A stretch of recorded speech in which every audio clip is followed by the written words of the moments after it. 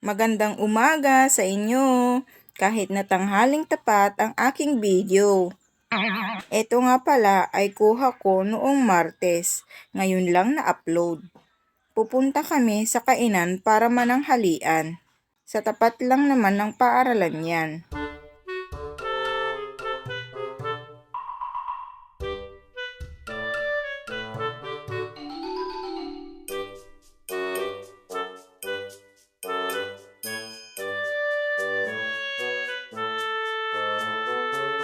At dito na nga yung kainan.